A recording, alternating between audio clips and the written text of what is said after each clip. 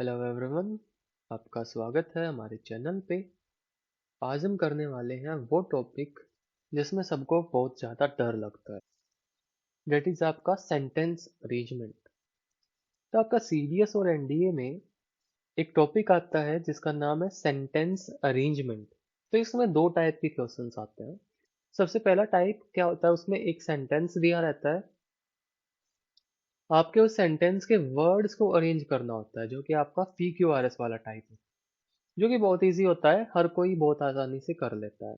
10 में से 10 आसानी से हो जाते हैं उससे। लेकिन जो सेकंड टाइप होता है वो होता है आपका S1 S6 वाला, जिसमें आपको सेंटेंसेस दिए रहते हैं, आपने सेंटेंसेस को अरेंज करना होता है। तो उसको क्या करते हैं ना, बच्चे छोड़ के आ जाते हैं, ट्राई तक नहीं करते, क्योंकि उनको लगता है कि वो ट्राई करेंगे और उनका वो गलत ही होगा। तो आज के इस सेशन में हम कोशिश करेंगे आपके उसी डर को दूर करने की। तो चलिए करते हैं स्टार्ट। तो इसमें होता क्या है, इसमें एक स्टेटमेंट दी रही होती है, सबसे पहले ऊपर S1, सबसे नीचे दिया रहता है S6। तो क्या होता है उसमें S1 एंड S6 की जो पोजीशन है वो हमेशा फिक्स रहती है। मतलब आपका सेंटेंस हमेशा S1 से स्टार्ट होता है और S6 से एंड होता है। बीच में चार ऑप्शंस दिए रहते हैं PQRS। आपने इन्हीं PQRS को समझ के पढ़ के आपको अरेंज करना होता है। तो इसको हम करते कैसे हैं? तो देखो, इसमें आपकी एक सीरीज ऑफ इवेंट्स होती है, ठीक है। और हमें ना इसको पढ़ के हमें वही गेस करना होता है कि कौन सा इवेंट पहले हुआ होगा, कौन सा इवेंट बाद में हुआ होगा, और उन्हीं को फिर अरेंज करके हमें ऑप्शन टिक करना होता है। एंड वही आपका क्या होता है, आंसर होता है। तो हमें करना कैसे है?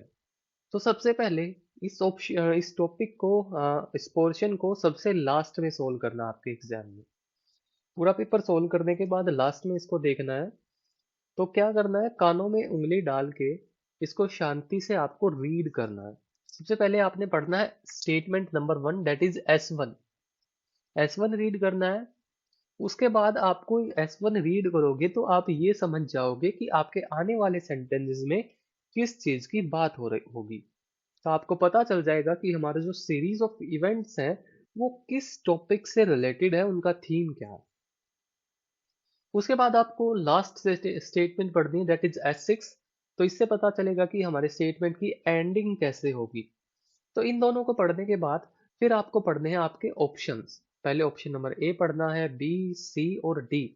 और जो से ऑप्शंस में आपको लगे कि जो आपकी सीरीज ऑफ इवेंट्स है वो एक सही सीक्वेंस में है, that will be your answer. तो चलो कोशिश करते हैं पढ़ के समझने की सीरीज ऑफ इवेंट्स को, कि कौन सा इवेंट पहले हुआ होगा, कौन सा इवेंट बाद में हुआ होगा। एंड आपको कोशिश करेंगे इसको सोल्व करने की। तो सबसे पहले स्टेटमेंट नंबर 1 पढ़ते हैं, आपकी S1। A licensee who wants to surrender his license shall apply in Form X to the licensing officer। कह रहा है कि कोई भी लाइसेंसी अगर अपना लाइसेंस सरेंडर करना चाहता है तो उसको फॉर्म एक्स में फिल करना होगा और लाइसेंस ऑफिसर को जमा करवाना होगा। ये मतलब एक लाइसेंस को सरेंडर करने का प्रोसेस जो है वो समझाया गया है हमें। ये आपको थीम मिल गया आपके सेंटेंस का।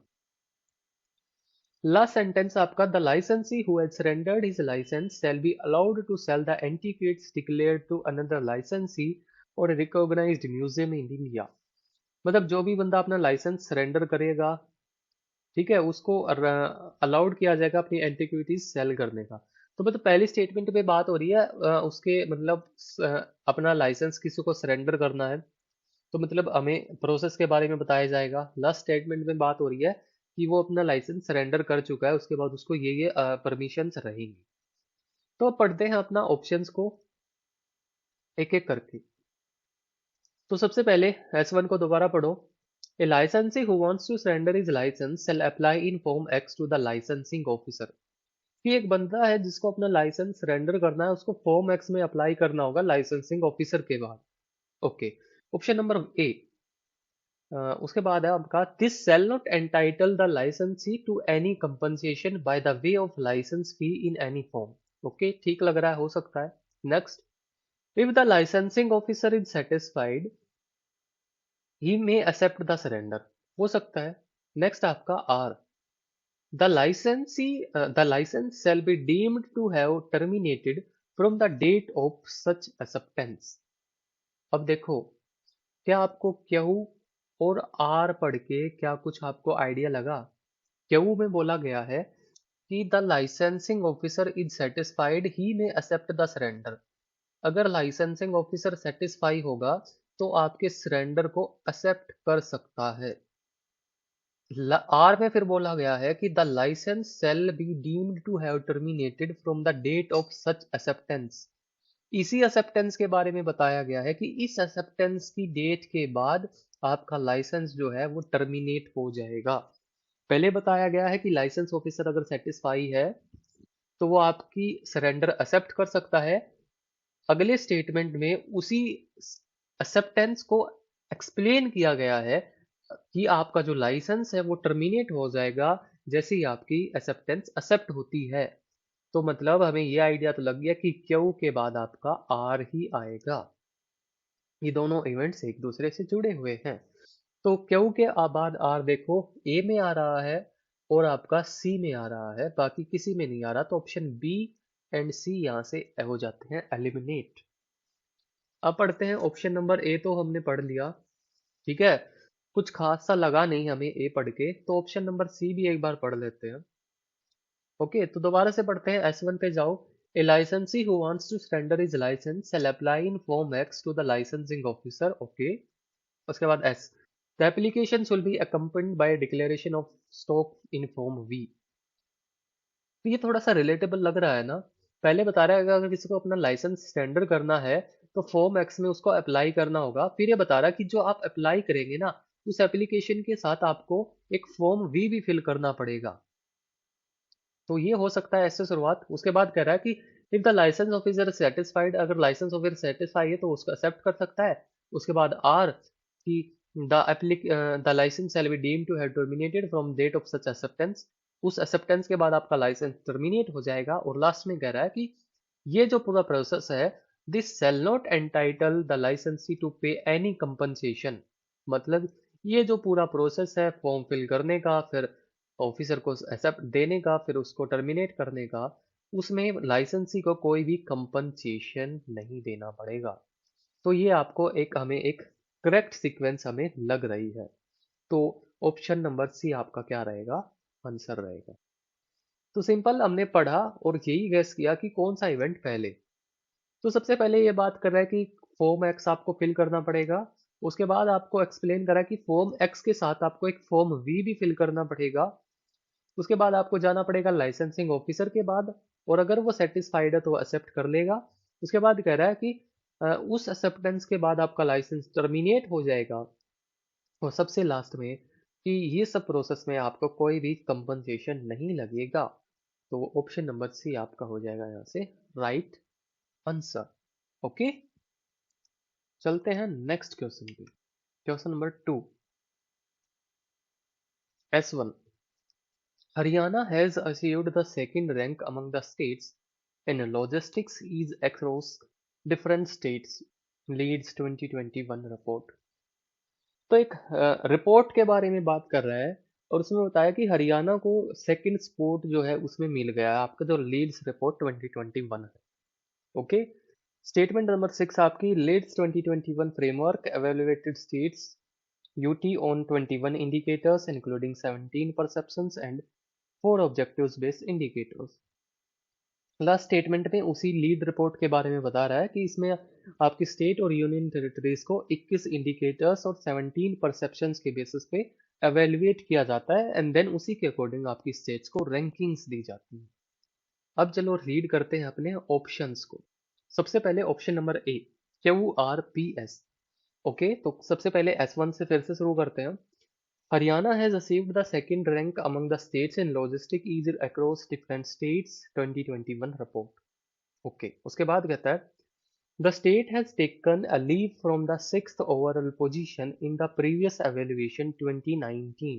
ओके, हो सकता है।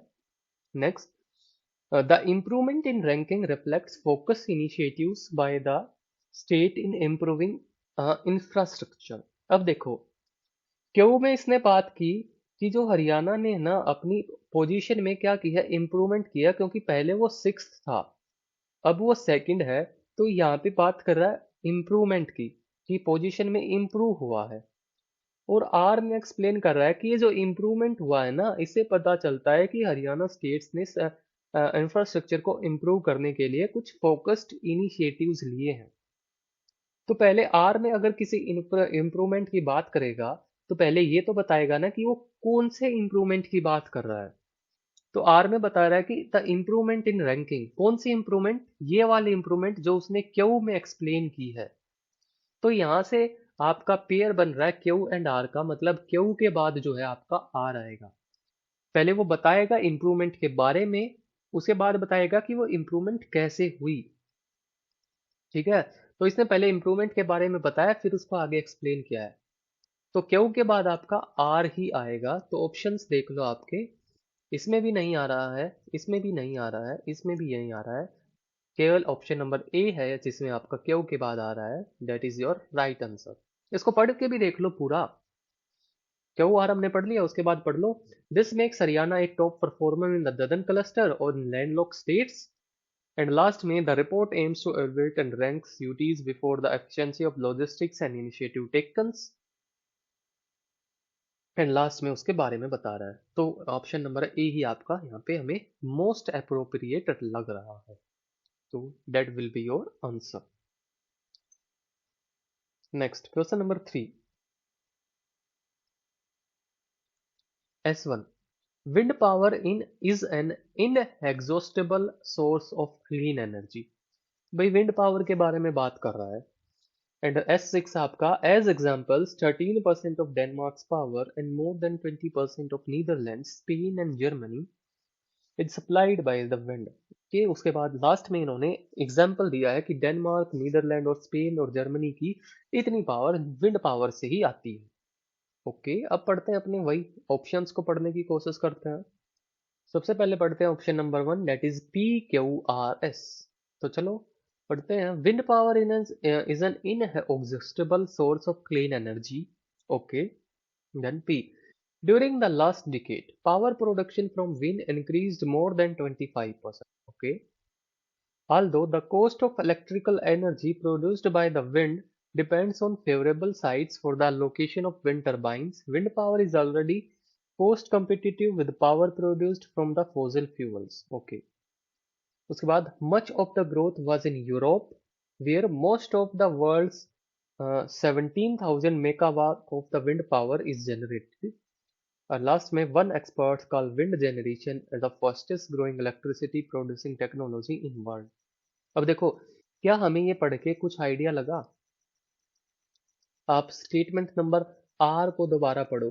स्टेटमेंट नंबर आर, हमें ये तो आइडिया नहीं लगा कि ऑप्शन ए सही है या नहीं है, लेकिन हमें ये आइडिया जरूर लग गया कि जो आर पढ़ो, आपका आर में लिखा है कि much of the growth was in Europe, कि जो सबसे ज्यादा ग्रोथ थी ना विंड पावर की, वो कहाँ हुई? यूरोप में हुई, जहां पे वर्ल्ड का 17,000 megawatt of wind power generate किया जाता है।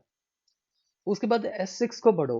S6 में एग्जाम्पल दे रहा है कि as examples 13% of Denmark power, more than 20% of Netherlands, Spain and Germany is supplied by the wind. अब देखो, शुरुआत में आर में उसने बात की कि सबसे ज्यादा ग्रोथ जो है वो यूरोप में हुई है विंड पावर के सेक्टर में।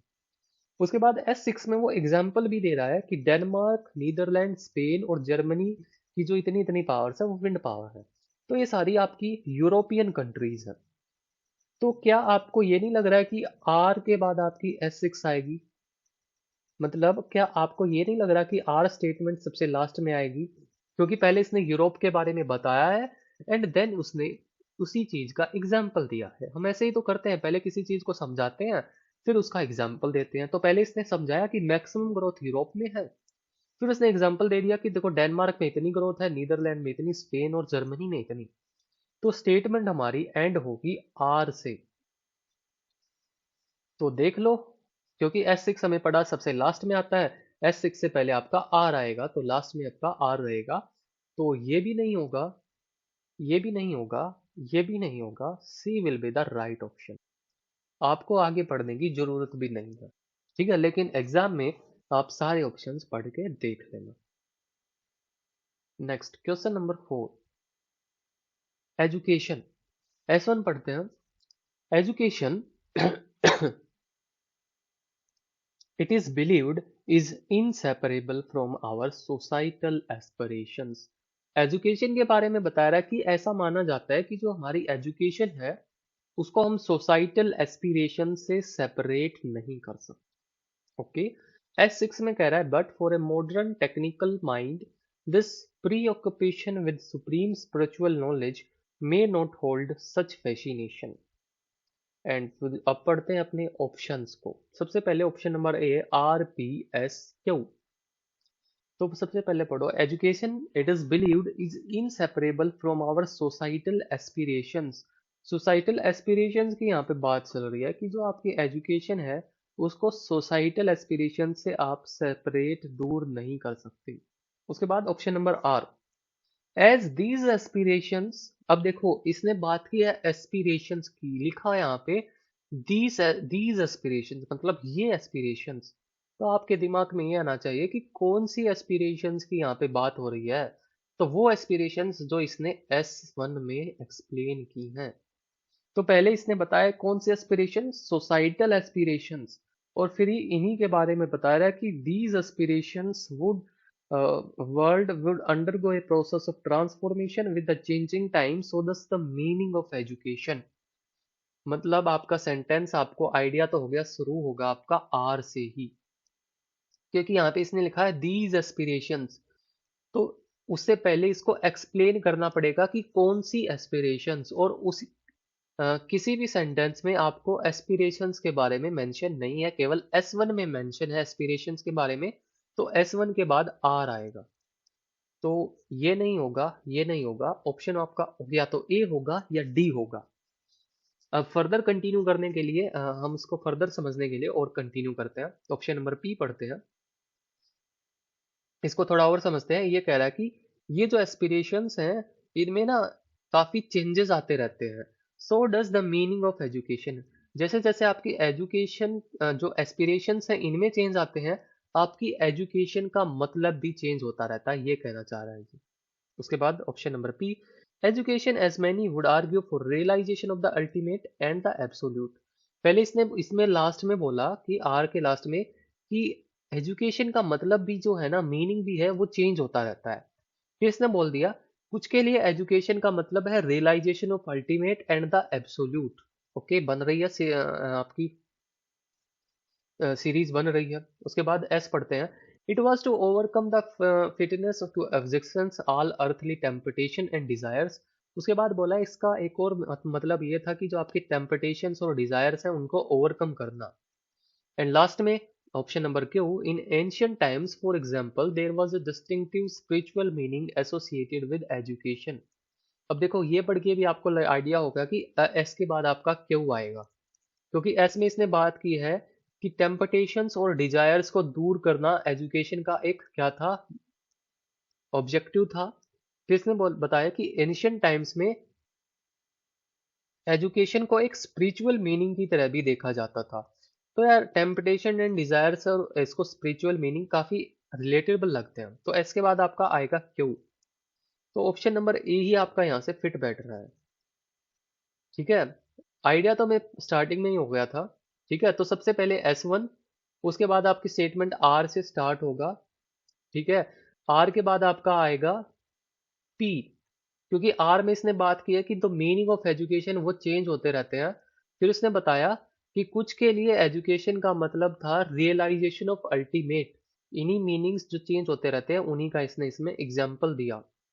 फिर इसने बताया कि इसका एक ऑब्जेक्टिव था आपके टेम्पटेशंस और डिजायर्स को दूर करना। फिर उसने उसी का एग्जाम्पल दिया कि एंशियंट टाइम्स में इसको एक स्पिरिचुअलिटी से कनेक्ट किया जाता था।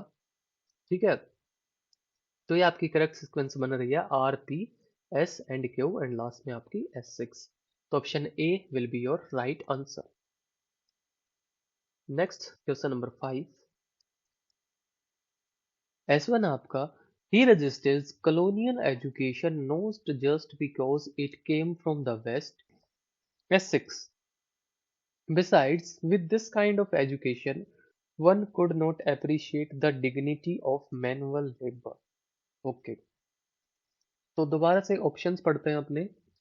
S1 में आपको कह रहा है कि he registered the colonial education not just because it came from the west, कि वो जो है कॉलोनियल एजुकेशन को रजिस्ट करता है केवल, ना कि केवल इसलिए कि वेस्ट से आती है, बल्कि देखो S1 पढ़ के हमें क्या आइडिया हो रहा है, इसमें बताया कि एक रीजन इसने दिया है कि वो कॉलोनियल एजुकेशन को केवल इसलिए रजिस्ट नहीं करता कि ये वेस्ट से आई है। ठीक है, तो मतलब इसके आने वाले सेंटेंसेस में इससे जो नेक्स्ट सेंटेंस आएगा, इसमें वो उसका दूसरा रीजन बताएगा ना, कि सेकंड रीजन क्या है उसको रजिस्ट करने का, second reason to resist the colonial education. अगर लॉजिकली बात की जाए तो ऐसा ही होना चाहिए, क्योंकि इसने एक रीजन तो इसलिए बताया कि केवल इसलिए रजिस्ट नहीं करता कि ये वेस्ट से आई है, तो मतलब एक और रीजन है उसको रजिस्ट करने का, तो वो आगे बताएगा कि एक और रीजन कौन सा है। तो ऑप्शंस को पढ़ते हैं। Option number A, PRQS. Essentially, he disliked its inheritance, its irrelevance as far as the needs of India's rural masses are concerned. Okay, ये आपका सेकेंड रीजन हो सकता है। नेक्स्ट आपका option number R, moreover with his profound pedagogic sensitivity, he could see the damaging effect of colonial education. Next, for example, it was difficult for him to accept English as the medium of instruction because he felt that it has created permanent bar between the highly educated few and the uneducated many. But last में S, he also felt that English made one stranger in its own land. Okay, uh, हो सकता है, लेकिन कुछ खासा हमें लगा नहीं, लेकिन इसको पढ़ के हमें एक आइडिया तो हुआ कि आपका जो एस है ना, एस में आपको बताया गया है he also felt English made one stranger in one owns land, मतलब इंग्लिश एक ऐसी लैंग्वेज है जो किसी इंसान को उसकी खुद के घर में ही उसको स्ट्रेंजर बना देती है। ठीक है, और स्ट्रेंजर कैसे बना देती है, इसी का इसने एग्जाम्पल दिया है क्यों वाली स्टेटमेंट में, कि for example it was difficult for him to accept the English as the medium of instruction. उसको medium of instruction English accept करना इसलिए डिफिकल्ट लगता है क्योंकि उसको ऐसा लगता है कि it has created a permanent bar between highly educated और अनएजुकेटेड, मतलब जो इंग्लिश लैंग्वेज है इसने हाईली एजुकेटेड और अनएजुकेटेड लोगों में एक बार क्रिएट कर दिया है। तो जो कि आपका एग्जाम्पल क्या है कि ये एक इंसान को उसी के लैंड में क्या बना देती है, स्ट्रेंजर बना सकती थी। तो एस के बाद आपका क्यू जो है ना, वो आ सकता है। और एक और आपका, आपने हमने पढ़ा था कि सबसे पहले इसने एक रीजन दिया था कि वो इंग्लिश को रजिस्ट करता है, इसीलिए नहीं क्योंकि वो वेस्ट से आई है। तो दूसरा रीजन उसका क्या हो सकता है, दूसरा रीजन ये हो सकता है कि he also felt that English made one's stranger in one's own land, ये उसका सेकंड रीजन है to resist the colonial education. क्योंकि एक रीजन तो इसने बता दिया, दूसरा एक और इसने देखो ऐसे लिखा ना, ना कि केवल इसलिए क्योंकि ये वेस्ट से आई है, ठीक है, बट ही ऑल्सो, उसको ये भी लगता है कि इंग्लिश जो है उसको एक ही इंसान को उसकी जगह पे स्ट्रेंजर बना देती है। तो स्टेटमेंट आपकी एस से शुरुआत होगी, एस के बाद आपका आएगा क्यू, जो कि केवल बी में ही बन रहा है, बाकी किसी में भी आपका पेयर बन नहीं रहा है। आगे रीड कर लेते हैं इसको। उसके बाद essentially, he disliked its inheritantism, its irrelevance as far as the needs of India's rural masses are concerned, and last में आपका are, moreover, with its profound pedagogical sensitivity towards damaging a colonial education, uh, and last में आपका ये।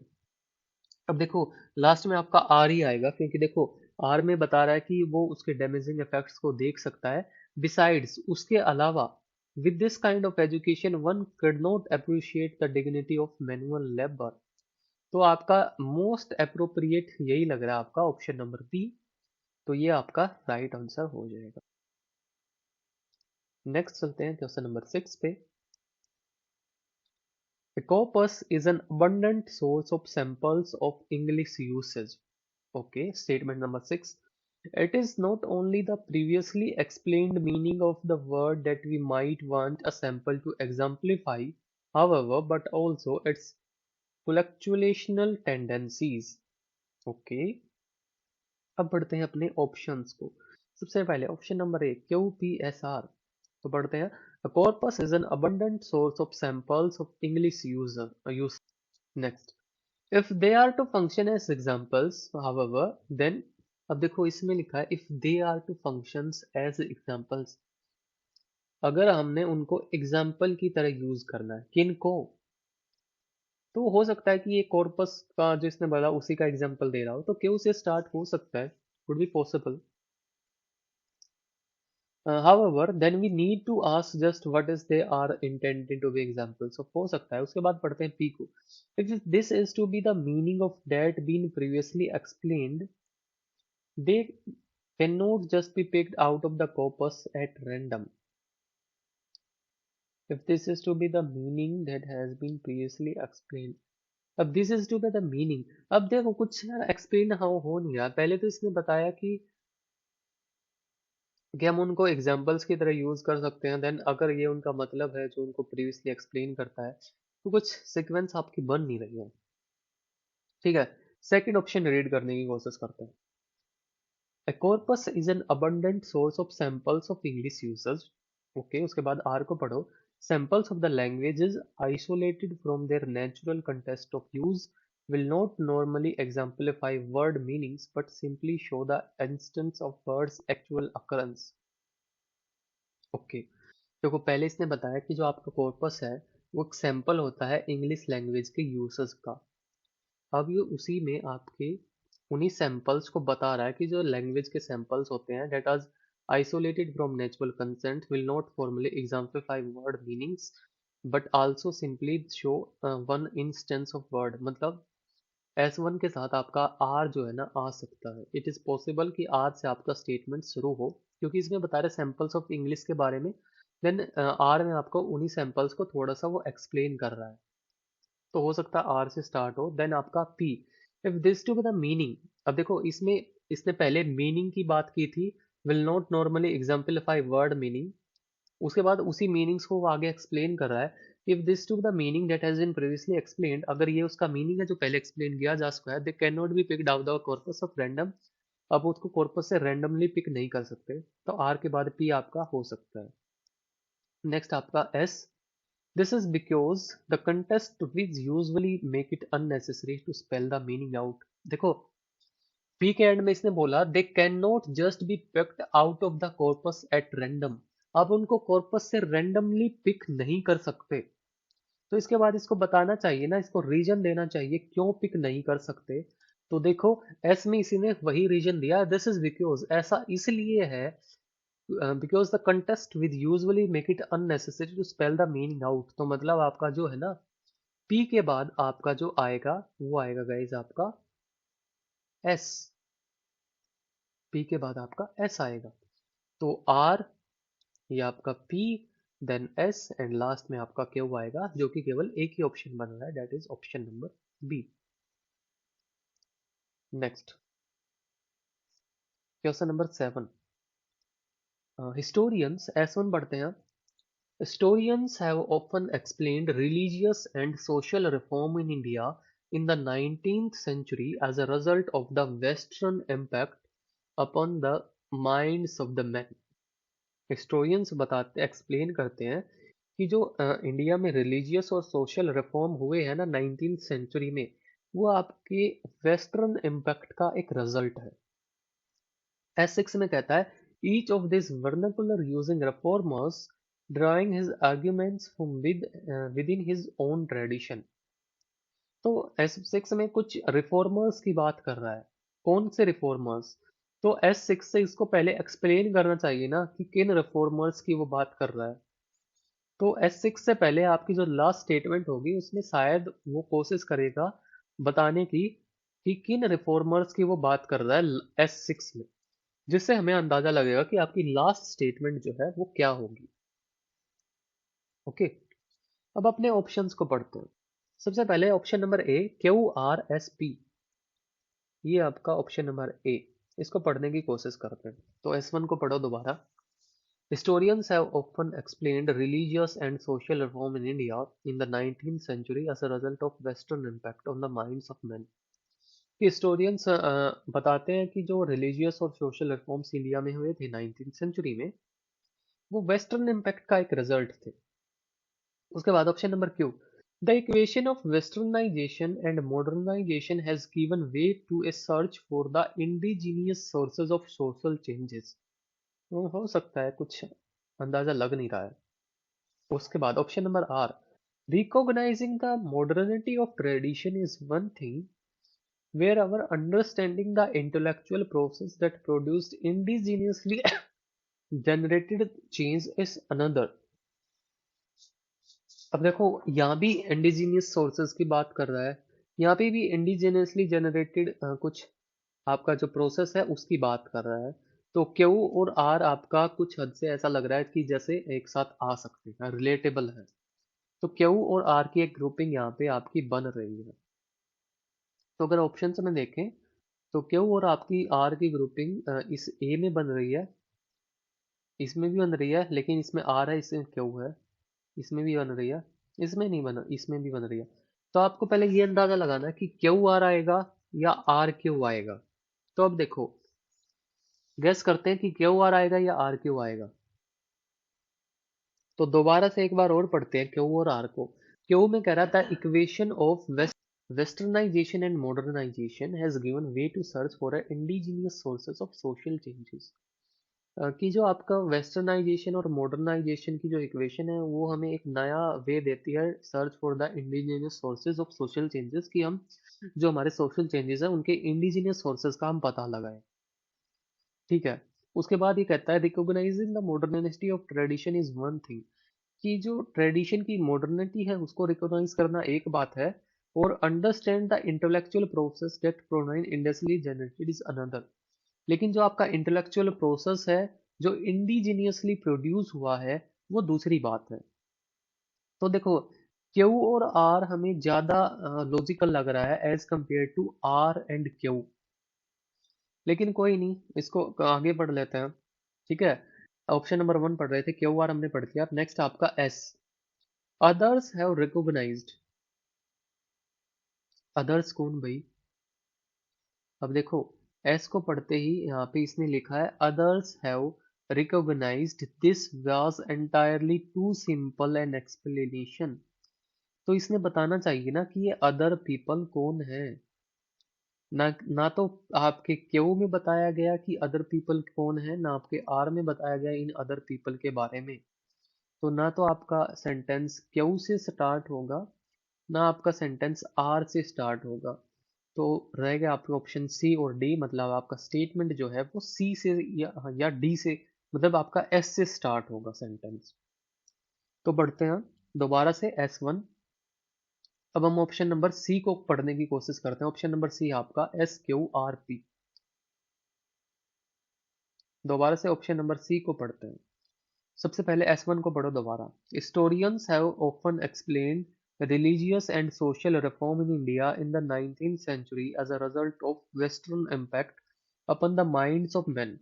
Historians openly explain करते हैं कि जो religious और सोशल रिफॉर्म इंडिया में हुए हैं 19th सेंचुरी में, वो वेस्टर्न इम्पैक्ट का एक रिजल्ट है। उसके बाद एस, अदर्स हैव रिकॉग्नाइज्ड, दूसरों ने रिकॉग्नाइज किया है। तो देखो, पहले हिस्टोरियंस की बात हो रही है, दूसरी बात हो रही है हिस्टोरियंस को छोड़ के बाकी के जो लोग हैं उनकी। तो आपका स्टेटमेंट जो है ना वो एस से शुरू होगा। ये अदर्स कौन है? ये अदर्स वो लोग हैं जो हिस्टोरियन से अलग हैं। तो others have recognized that this was entirely too simple an explanation for the intellectual and social changes that took place in India, other places that fell under the foreign colonial rule। अब देखो, इतना तो हमें पता चल गया कि इसमें हमारा सेंटेंस जो है ना वो एस से स्टार्ट होगा। ठीक है। ठीक है, सबसे पहले S1 में हिस्टोरियंस की बात कर रहा है, उसके बाद कर रहा है दूसरों का ये मानना है, तो अदर्स की बात कर रहा है। अदर्स कौन? वो जो हिस्टोरियंस नहीं है। तो एस से हमारा स्टेटमेंट शुरू होगा, उसके बाद हमारा Q, The equation of westernization and modernization have give way to search for the indigenous sources of social changes. उसके बाद R, recognizing the modernity of tradition is one thing, whereas understanding the intellectual process that produce intensely generated changes another. And last में आपका, with that purpose we seek to analyze thoughts and activities of individuals who are both religious reformers and vernacular publicists. अब देखो, P में बात की है vernacular पब्लिसिट्स की, और लास्ट में आपकी S6 में भी बात की है कि each of this vernacular using reformers, इसी वर्नाकुलर की बात की है। तो लास्ट में हमारा ऑप्शन नंबर पी आएगा। तो ऑप्शन नंबर पी देखो कौन से स्टेटमेंट में आया है, केवल ऑप्शन सी में आ रहा है, तो यही आपका आंसर होगा। देखो यहाँ पे इसमें बात की है ना, पी में वर्नाकुलर पब्लिसिस्ट की बात की है, उसके बाद इसमें बात की है कि यही जो जो वर्नाकुलर यूजिंग रिफॉर्मर्स हैं, ठीक है, तो इनको एक्सप्लेन कर रहा है। तो क्यू आर, देन आपका एस से स्टार्ट होगा, उसके बाद क्यू, देन आर, लास्ट में आपका आएगा पी। ये थोड़ा सा टफ था, लेकिन आइडिया हम लगा सकते हैं ध्यान से अगर हम इसको पढ़ें तो। ओके, नेक्स्ट है क्वेश्चन नंबर 8। बस दो क्वेश्चंस और बचे हैं इसके अलावा, फटाफट देख लेते हैं। S1 पढ़ते हैं। The country has experienced unprecedented economic development since the adoption of the new economic policy in the year 1999। तो सिंपल हमें पता चल गया कि आपके सेंटेंसेस में जो आपकी नई इकोनॉमिक पॉलिसी है उसके बारे में बात होगी। लास्ट स्टेटमेंट है S6, the country dreams of a much larger economic today, much of the optimism is due to the policy changes that took place is 1999। मतलब पहले इसने बताया कि जो आपके जो न्यू इकोनॉमिक पॉलिसी आई थी उससे काफ़ी अच्छी डेवलपमेंट हमारी कंट्री की हुई है, और लास्ट में बता रहा है कि आज के टाइम पे अगर हम एक बहुत अच्छी इकोनॉमी का सपना देखते हैं तो वो केवल और केवल इसी इकोनॉमिक पॉलिसी की वजह से देख रहे हैं। मतलब इससे अच्छा कुछ ना कुछ हमारा अच्छा इफेक्ट ही पड़ा है हमारी इकोनॉमी पे। अब रीड करते हैं अपने ऑप्शंस को। सबसे पहले ऑप्शन नंबर ए है SQRP। ठीक है, तो S1 को दोबारा से पढ़ते हैं। The country has experienced unprecedented economic development since the adoption of the new economic policy in the year 1999। Okay, तो कह रहा है कि जो कंट्री की जो इकोनॉमी है ना उसमें बहुत अच्छी डेवलपमेंट आई है नई इकोनॉमिक पॉलिसी के एडॉप्शन के बाद। ओके, उसके बाद S, faced with critical foreign exchange crisis, the country adopted the policy in union budget presented in the year 1999। अब देखो, बिल्कुल परफेक्टली मैच कर रहा है ये आपका S1 के साथ। S1 ने बताया कि जो हमारी पॉलिसी आई थी ना इससे काफी चेंजेस हमारी कंट्री में हुए इकोनॉमी में। फिर उसी इकोनॉमी के बारे में ये बता रहा है कि इस इकोनॉमी को ना जो फॉरेन एक्सचेंज क्राइसिस हुआ था 1999 में उसके बाद इशू प्रेजेंट किया गया था यूनियन बजट में। तो आपका सेंटेंस हमें ये आइडिया तो लग गया एस से स्टार्ट होगा, तो एस से केवल ए और सी स्टार्ट हो रहे हैं, मतलब बी एलिमिनेट हो गया, डी एलिमिनेट हो गया। अब ए को कंटिन्यू करते हैं पढ़ना। एस के बाद आपका Q, in the immediate aftermath of the newly announced policy. अब देखो इतना पढ़ने के बाद आपको यही पता लग गया कि एस के बाद क्यू ही आएगा। क्यों आएगा? पहले इसने बताया कि इसको हमने 1999 के एनुअल बजट में प्रेजेंट किया था, और प्रेजेंट करने के बाद जो इसके इमीडिएट इफेक्ट के बारे में बताया गया स्टेटमेंट नंबर क्यू में। ठीक है, पहले हम इंट्रोड्यूस करेंगे उसी के बाद तो इमीडिएट इफेक्ट आएंगे। तो एस के बाद आएगा हमारा क्यू, तो एस के बाद क्यू केवल ए में है। कंफर्म करने के लिए आगे पढ़ लेते हैं। ठीक है, with in a few years. अब देखो यहाँ पे बात कर रहा था उसके इमीडिएट इफेक्ट की, उसके बाद कर रहा है कि कुछ साल के बाद क्या इफेक्ट रहा होगा। तो सिंपल क्यों के बाद आर ही आएगा यार। कंफर्म हो गया, और कितनी कंफर्मेशन चाहिए। ऑप्शन नंबर ए आपका यहाँ से राइट आंसर हो जाएगा। नेक्स्ट क्वेश्चन, ये सेकंड लास्ट क्वेश्चन है, बस इसके अलावा एक और है। चलो देखते हैं फटाफट। S1, the Indian cooperative movement is probably one of the largest, strongest, and the oldest in the world, with widespread special coverage, diversified business activities, and ample success stories। अब इंडियन कोऑपरेटिव मूवमेंट की बात कर रहा है। Okay, statement number 6, S6 पढ़ते हैं। Cooperatives have been organized in areas like credit, marketing, distribution, dairy, development, industry, sugar and so on. अब इसमें ये cooperatives के बारे में ही बात कर रहा है ये भी। ऑप्शंस पढ़ते हैं। Option number A, QRPS। Okay, the Indian cooperative movement is probably one of the highest, strongest and the oldest in the world, with widespread special coverage, diversified business activities, and ample success stories. Okay, then Q. It is structured around the Rockdale principles and Raffration model in wake of miseries of peasantry. Okay, हो सकता है। Next R. It is termed an economic miracle of the last century. Okay, हो सकता है। Next, option number P. It has celebrated its centenary very recently, हो सकता है। उसके बाद ever since the officially sponsored act of 1904, the movement has passed through a number of phases. Okay, अरे कुछ खासा पता नहीं लगा, लेकिन हाँ हो सकता है। नेक्स्ट ऑप्शन पढ़ते हैं। Indian cooperative movement is probably one of the largest, strongest, and the oldest in the world, with widespread special coverage, diversified business activities, and ample success stories. Okay, option number B पढ़ते हैं। ये हो सकता है, कुछ कह नहीं सकते अभी। ऑप्शन बी पढ़ते हैं। It is termed the economic miracle of the last century. Okay, it is celebrated its centenary very recently. Okay, उसके बाद क्यों? It is structured around the Rochdale principle and Ruffinian model in the wake of viceroys and peasantry. And last में बता रहा है ये, ever since the officially sponsored act of 1904, the movement has passed a number of phases. और last में cooperative has been organized in areas like credit. ये भी हो सकता है। अगला पढ़ते हैं। The Indian cooperative movement is probably one of the largest, strongest, and the oldest in the world, with widespread spread special coverage, diversified business activities, and ample success stories. उसके बाद it has celebrated its centenary very recently. उसके बाद it is structured around the Rockdale principle of Raffinian model in the wake of viceroys of peasantry. Next, it is termed as the economic miracle of the last century. Ever since the officially sponsored Act of 1904, movement has passed through a number of phases. अब देखो, are और S का थोड़ा सा हमें लग रहा है कि आर और एस एक साथ आ सकते हैं, क्योंकि इसने लास्ट सेंचुरी की बात की पहले कि it is termed the economic miracle of the last century.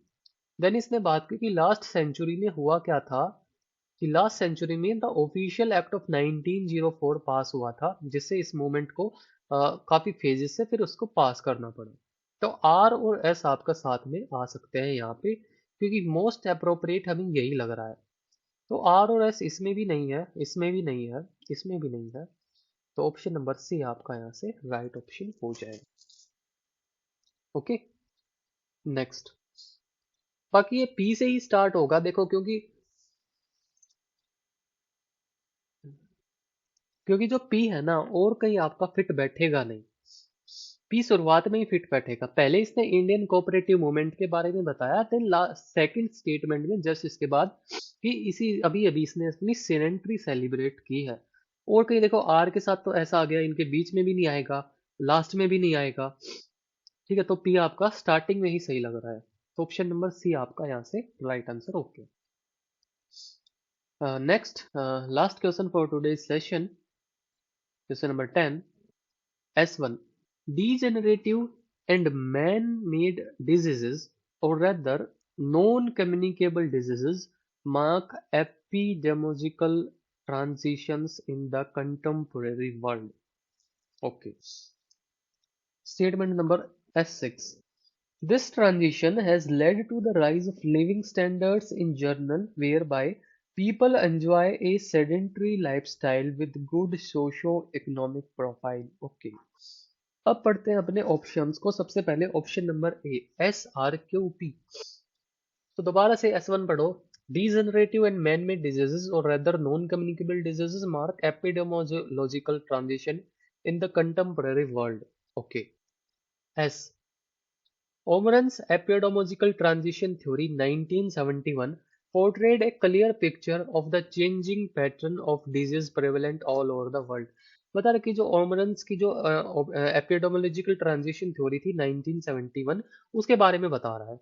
उसके बाद are, he argued that the disease pattern is shifting from the predominance of infections and the parasitic disease। देखो, यहाँ से पढ़ के इतना तो कंफर्म है कि पहले इसने बताया ओमरन्स एपिडेमोलॉजिकल ट्रांजिशन थ्योरी के बारे में, उसके बाद बता रहा है ही आर्ग्यूड। ही कौन? ओमरन की बात कर रहा है, तो मतलब एस के बाद आपका आर आएगा। तो एस के बाद आर जो है ए में है, बी में है, इसमें नहीं है, और ना कि इसमें है। तो ऑप्शन आपका या तो ए होगा या बी होगा। आगे पढ़ते हैं। This transition is the result of rapid increment in urbanisation and industrialisation. Okay, और लास्ट में आपका P, scholars reiterate the epidemiological transition and structural change in the disease pattern are inevitable. अब देखो, अब आपका हमें ये तो पता लग गया कि एस के साथ आपका आर आएगा, तो एस के साथ आपका आर इसमें आ रहा है और इसमें आ रहा है। ठीक है, तो अब हमें लग गया ए होगा सही या बी होगा। ए हमने पढ़ लिया, हो सकता है। ठीक है, बी को एक बार और पढ़ लेते हैं। तो degenerative and man-made diseases, rather non-communicable diseases, mark epidemical transition in the contemporary world। ठीक है, उसके बाद P, scholars reiterate that epidemiological transitions and structural changes in disease pattern are inevitable। देखो, शुरुआत में इसने बात की कि जो नॉन कम्युनिकेबल डिजीज है, this mark epidemical transition in the contemporary world. मतलब एपिडेमोलॉजिकल ट्रांजिशंस किसने बात की। ठीक है, उसके बाद में इन्हीं एपिडेमोलॉजिकल ट्रांजिशंस के बारे में बता रहा है कि दीज आर, जो क्या है, ये डिजीज पैटर्न है ना, ये इनएविटेबल है। तो पी से स्टार्ट आपका हो सकता है। उसके बाद आपका एस, ओमरन्स एपिडेमोलॉजिकल ट्रांजिशन थ्योरी इन 1971। ठीक है, उसके बाद तो एस आएगा। देन एस के बाद हमें पता आपका आर आएगा, और लास्ट में दिस ट्रांजिशन। कौन सी ट्रांजिशंस? ये ट्रांजिशन जिसकी इसने बात की थी। ठीक है, तो लास्ट में आपका क्यू आएगा। ठीक है, देखो, क्योंकि देखो पी से ही स्टार्ट होगा, एस से स्टार्ट नहीं होगा, क्योंकि देखो पी आपका फिट हो रहा है ना कि एस। पहले ये एपिडेमोलॉजिकल ट्रांजिशंस की इसने बात की, उसके बाद ये उनको थोड़ा सा एक्सप्लेन करेगा कि ये जो है ना इनएविटेबल है। तो S1 के बाद हमारा पी ही आएगा, और केवल यही स्टेटमेंट आपकी जिसमें S1 के बाद पी आ रहा है, और एस और आर इसमें एक साथ है, और लास्ट में आपका क्यू। तो ये नहीं होगा, option B will be the right answer. तो आई होप आपको समझ आया होगा कैसे हमें ये क्वेश्चन सोल्व करना है। ठीक है, तो इनकी ना प्रैक्टिस करो यार। जितनी ज़्यादा प्रैक्टिस करोगे उतना ज़्यादा आपको ये क्वेश्चन सोल्व करने में आसानी रहेगी। तो जितनी प्रैक्टिस हो सकती है करो। एक वीडियो हम मैं बाकी भी वीडियो लेके आऊँगा, अभी टाइम है एग्जाम में। बाकी टॉपिक्स के ऊपर भी वीडियो करेंगे। ठीक है, तो जुड़े रहिए और अपनी प्रैक्टिस जो है वो करते रहिए। ठीक है, थैंक यू, बाय बाय।